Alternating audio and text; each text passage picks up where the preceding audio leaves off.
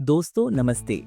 आज की ये वीडियो स्पेशल है क्योंकि हम बात कर रहे हैं यूजीसी के नए नियम की।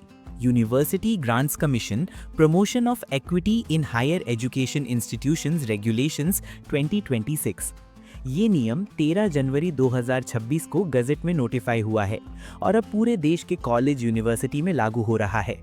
ये सिर्फ एक नियम नहीं है, ये एक बड़ा बदलाव है जो कैंपस में समानता, सुरक्षा और सम्मान लाने की कोशिश कर रहा है। लेकिन साथ ही इसमें कुछ विवाद भी हैं। तो चलो स्टेप बाय स्टेप आसान भाषा में समझते हैं, जैसे दोस्त से बात कर रहे हों। सबसे पहले ये नियम क्यों लाया गया? कल्पना करो तुम कॉलेज में हो, पढ़ाई कर रहे हो, लेकिन तुम्हारी जाति, धर्म, लिंग, दिव्यांगता या बैकग्राउंड की वजह से तुम्हें नीचा दिखाया जा रहा है।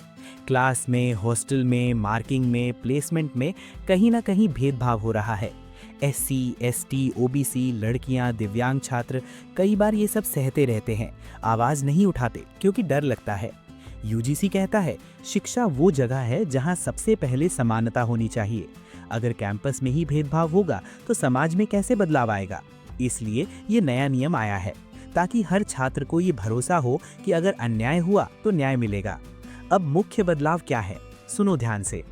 हर कॉलेज और यूनिवर्सिटी में इक्वल अपॉर्चुनिटी सेंटर बनाना अब अनिवार्य है। हाँ, सरकारी हो या प्राइवेट, कोई भी हायर एजुकेशन इंस्टीट्यूशन बच नहीं सकता।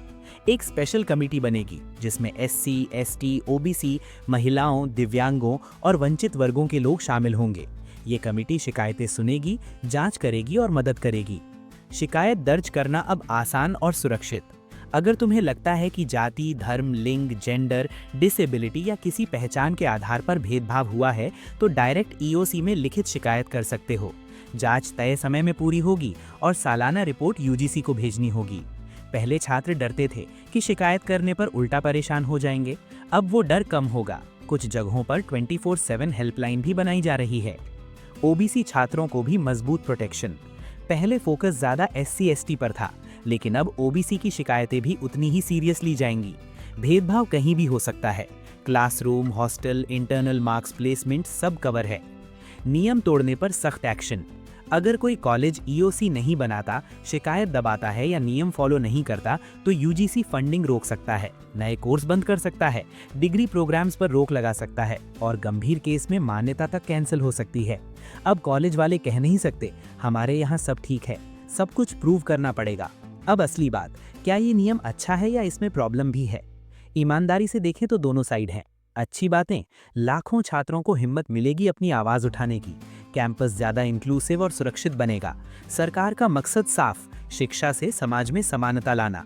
चिंताएं भी हैं, नियम की भाषा थोड़ी ब्रॉड है। अगर कोई छात्र कम मार्क्स पर कह दे भेदभाव हुआ तो क्या हर बार भेदभाव मान लिया जाएगा?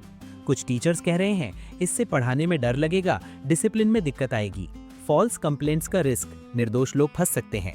कुछ लोग कह रहे हैं कि ये जनरल कैटेगरी के खिलाफ जा सकता है। दोस्तों, नियम अच्छा है लेकिन इसका सही इस्तेमाल और ईमानदार इम्प्लीमेंटेशन सबसे जरूरी है। तुम्हारे लिए प्रैक्टिकल टिप्स, स्टूडेंट हो तो अपने कॉलेज में ईओसी के बारे में पता करो। सच में अन्याय हुआ तो सबूत इकट्ठा करके शिकायत करो, लेकिन बिना वजह गलत इल्जाम मत लगाओ, वो तुम्हारे लिए भी मुश्किल खड़ी कर सकता है। टीचर हो तो हर छात्र से बराबर व्यवहार रखो, फैसलों का रिकॉर्ड रखो ताकि कोई गलतफहमी ना हो। पेरेंट्स, बच्चों को बताओ आवाज उठाना हक है, लेकिन जिम्मेदारी से। ये नियम ना तो 100% परफेक्ट है ना ही बुरा, ये एक मौका है कैंपस को बेहतर बनाने का। अगर सही हाथों में रहा तो इतिहास बनेगा, गलत इस्तेमाल हुआ तो नई टेंशन आएगी।